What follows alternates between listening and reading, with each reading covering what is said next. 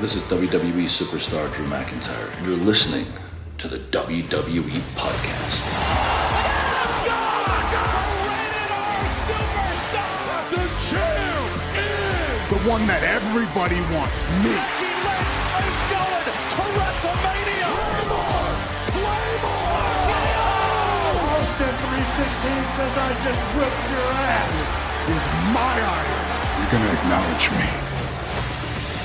All right, everyone, this is Memphis Mark coming to you from Mullet Manor, and we're gonna do the review for 618 for NXT, getting ready for their next PLE. I believe I said that correctly, which would be Heat Wave, but they go directly in to a North American #1 contender, 25-man over-the-top rope battle royal.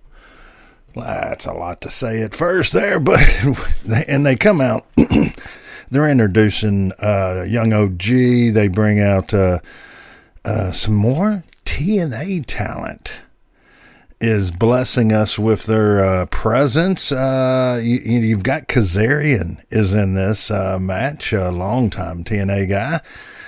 And then you've got Joe Hendry. I've seen him a couple times. Made a great entrance and then a average exit. They threw him right on out of there.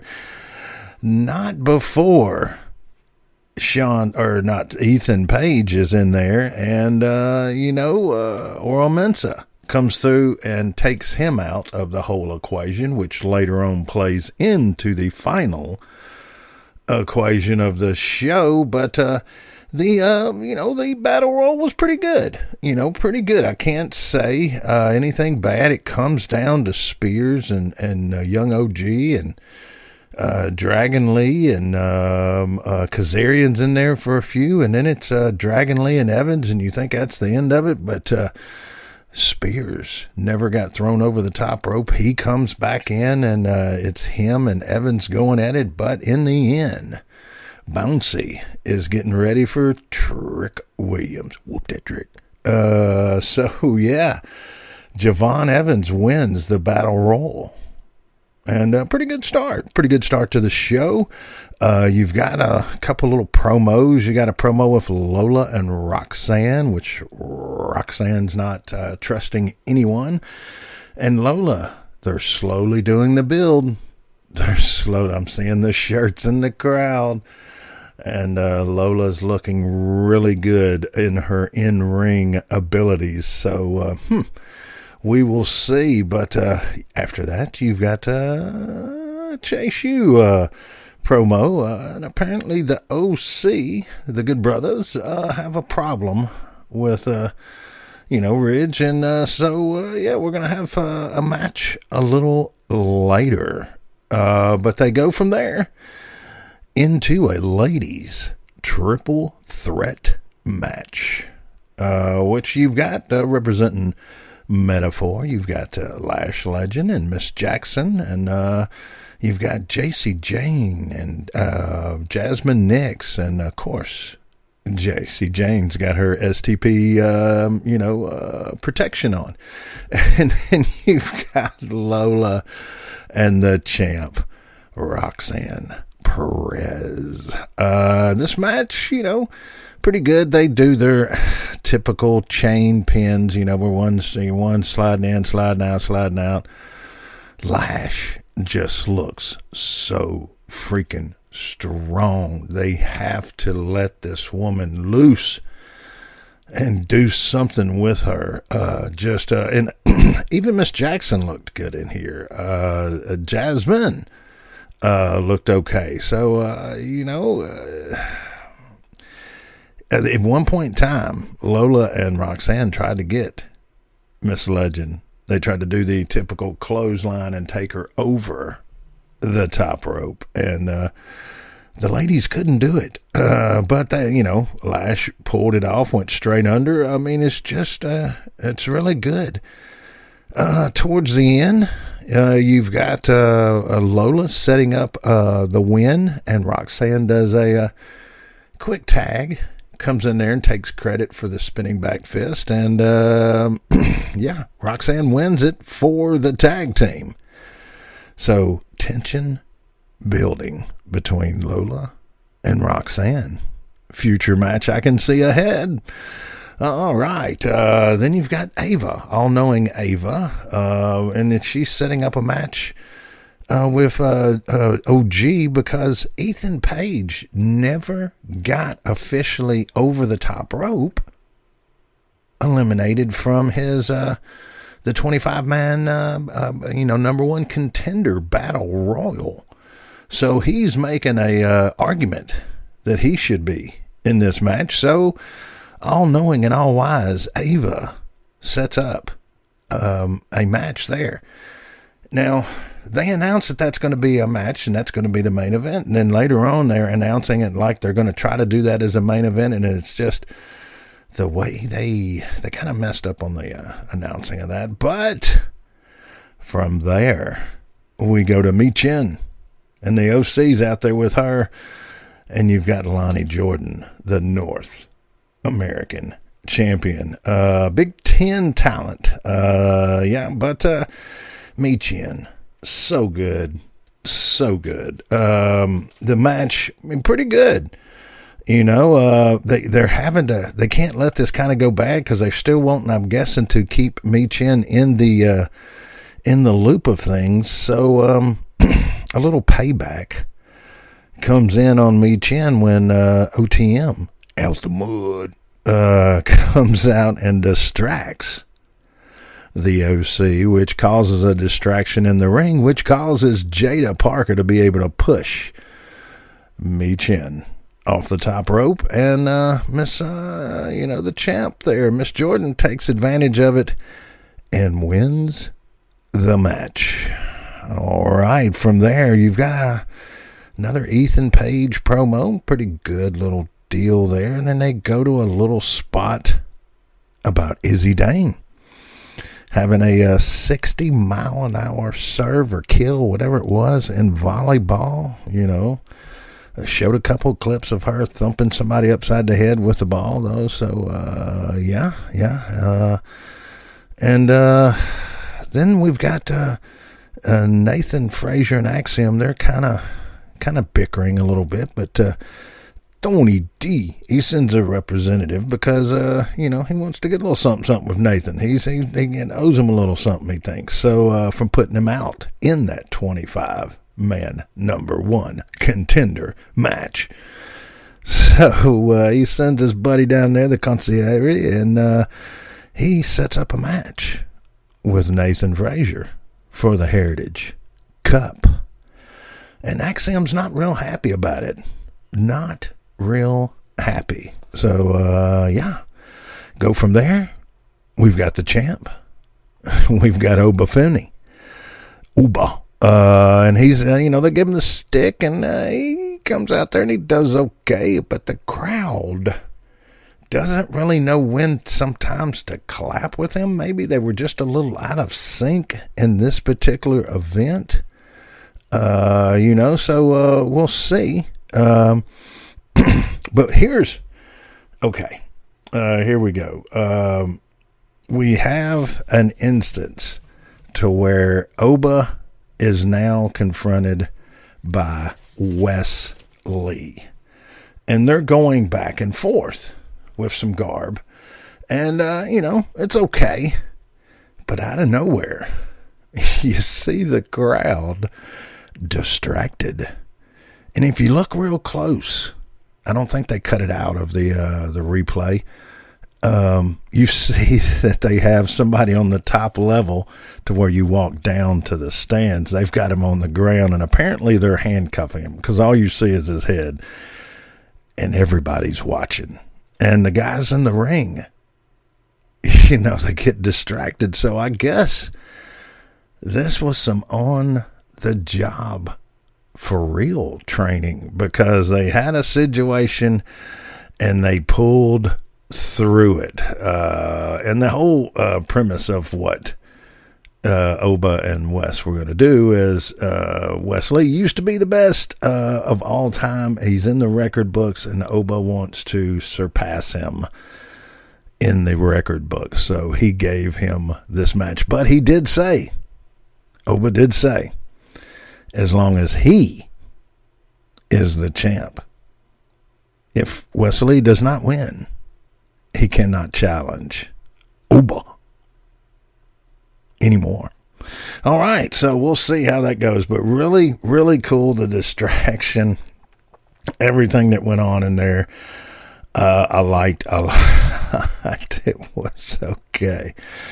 All right, then you got Hank and Tank. Hank and Tank, they're back because Hank is now cleared, and and they want to take on Tyler Bate and Pete because they want to prove that they can hang with the big dogs. So we will see, because Tank hung around there for a little while in the 25-man number one contender match over the top rope.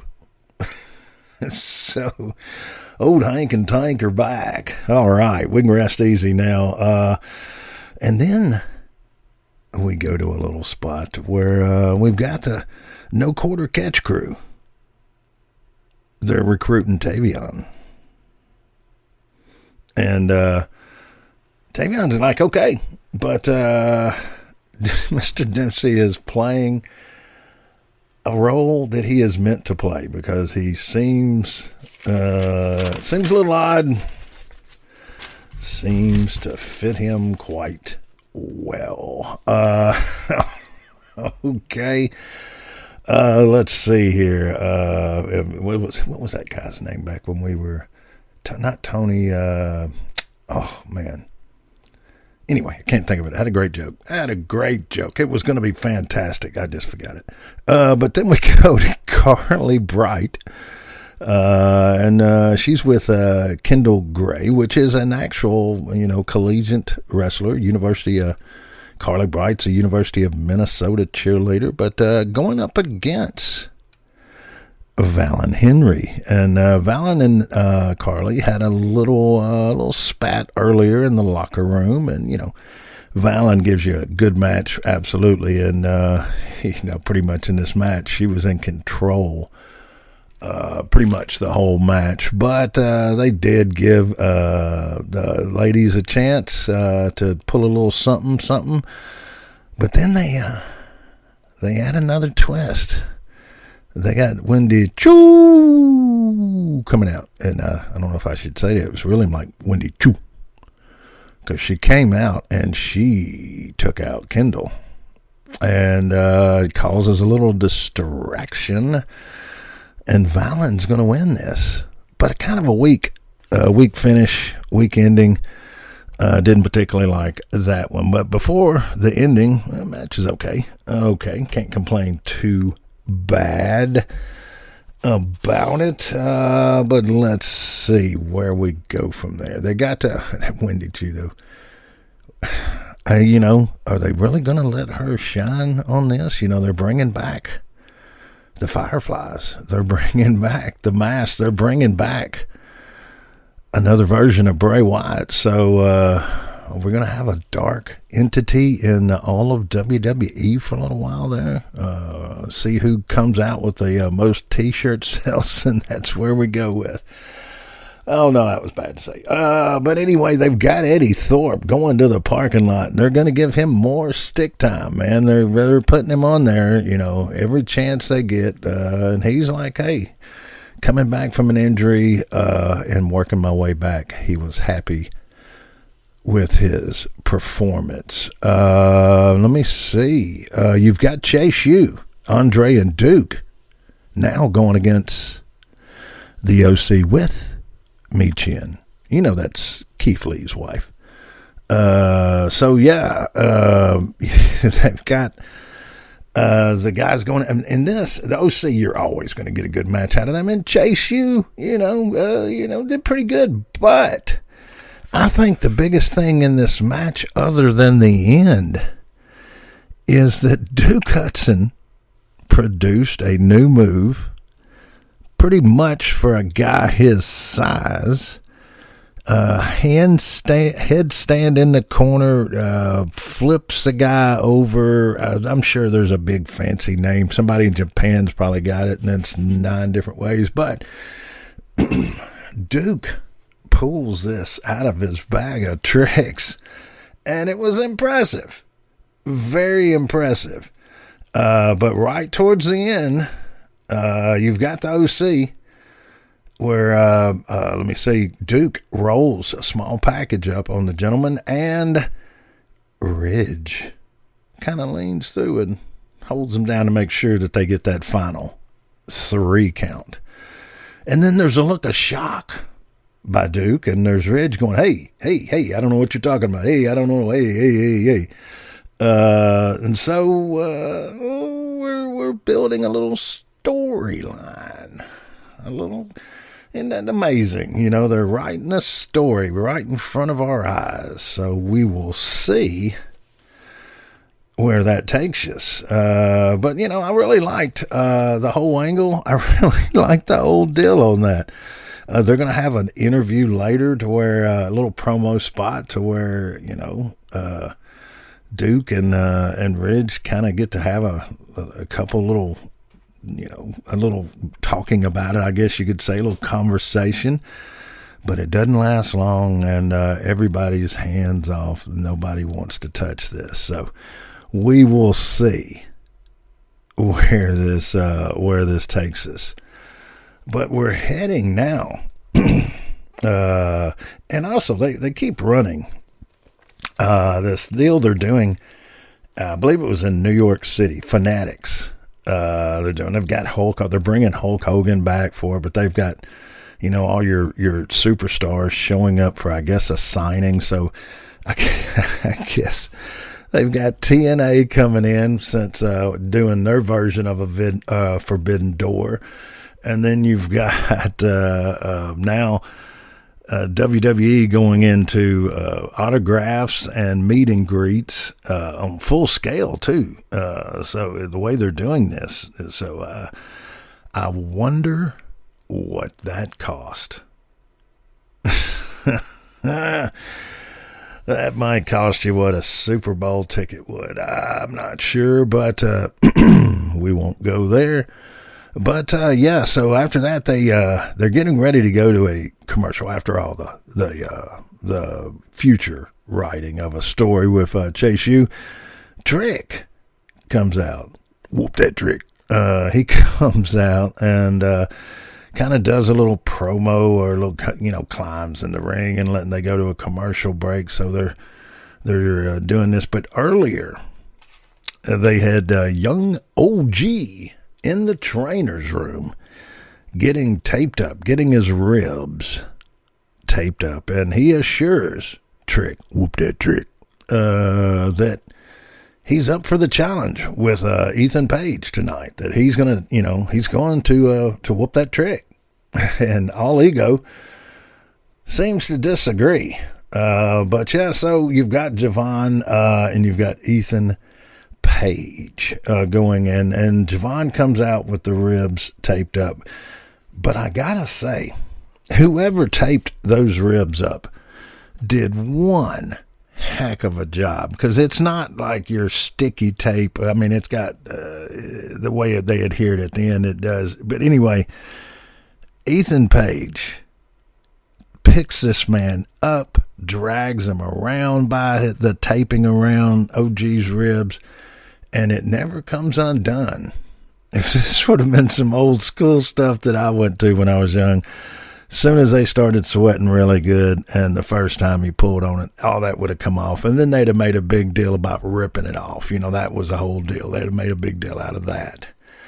But no, he drags him around, uses it as part of his arsenal of weaponry. But yeah, Ethan Page puts on a clinic of how to go after someone that obviously has put a bullseye on them, you know, on themselves. You know, when they come out all taped up like that, you're going, hey, you know. And he does Mr. Evans does a good job of staying away from some of them, but it's inevitable and it does happen, and that's Ethan Page's deal. He is mad because he's not the number one contender. So to be the number one contender, to be the man, you gotta beat the man, don't you? So that's pretty much what they're in this match about. And look, All Ego does put on a clinic, does a great job, and keeps trying to put his version of the Razor's Edge. Roman Reigns couldn't pull off the Razor's Edge, and Ethan Page seems to have a pretty good version of it. But they get through the match. Eventually, they just finally stop the merciful, butt whooping that he's taken. Like I said, OG does come back, makes a couple of attempts, but in the end, it's going to be All Ego, Ethan Page, to win the match. And then it kind of gets, after the match, Ethan goes over to the desk where Trick is, so they got that whole deal where they're going back and forth and mouthing at each other. And then out of nowhere, literally out of nowhere, Sean Spears, the chairman, comes slithering in and jumps OG and is taking him to the woodshed, just, doing a great job. And then Trick Williams, whoop that Trick. Trick Williams, whoop that Trick, comes in and he lays smacketh downeth to Sean Spears. And then the next thing you know, could you see? Could you tell? It's Mr. Ethan Page comes in and jumps on Trick. So now they're whooping that Trick is what they're doing. And out of nowhere, through the sky, there was no phone booth, no changing of clothes, but Superman OG comes flying through the air with the greatest of ease, and he takes out everybody. And I mean, he takes out everybody. So they pretty much end the show with everybody all wore out, knocked out, beat up, left for damage, left for good in the ring, and they pan out. And that is the end of this week's show. Now, Trick on the stick. He does okay. He has his moments where he sounds really good. Other times, I know they probably told you. See, that's the thing about it. I don't want to say something about someone when they told him, "Hey, you have to work this into your conversation," and that's the only time. Sometimes that's the only way you can do some things. So, maybe that was. I'm hoping that was the way it is, because they don't let him go off script very much. Sean Spears, Ethan Page, they are both veterans as far as that goes. OG, they've got to get him a little better because he's a bright young man, so freaking talented, but he's so young. He's a diamond. They're just going to keep polishing him. He will be just fine. And we see Ora Mensa getting a little time to come out here, and throw down. So, we're getting a little, buffet of everybody. They're kind of using everybody good. So, can't say anything bad about this show. Some good matches on here. Some entertaining spots. Tony D in the 25 over the man top rope #1 contender match. He has a comical moment with, I think it's a Nofi, where Lexus King, slaps his back, and there's a case of mistaken identity. The fan getting taken down. That's worth going back and watching this. You have to watch it during the interview and watch the crowd. All right, so go back and check that out. I actually said that to a friend early this morning, excuse me, and he had not noticed it. So Anyway, guys, the voice is telling me that it's about time to go, and you can't argue with Father Time and taxes. So that is the way we're going to end it today, folks. So thank you so much for taking a little time out of your week, out of your day, and giving us a listen over here at Mullet Manor. And as always, if you can, get out and help a rescue out. Do what you can when you can, all you can. And spay and neuter, do what you can there also. But other than that, guys, we're just going to end it out a little early this week. So this is Memphis Mark coming from Mullet Manor, and I want to tell you that, you know what? I'm out. Thanks for listening to the WWE Podcast. Don't forget to subscribe on your favorite podcast app so you don't miss a show, or head to WWEpodcast.com. And for all of these shows ad-free, head over to patreon.com/WWE Podcast. Until then, we'll see you next time.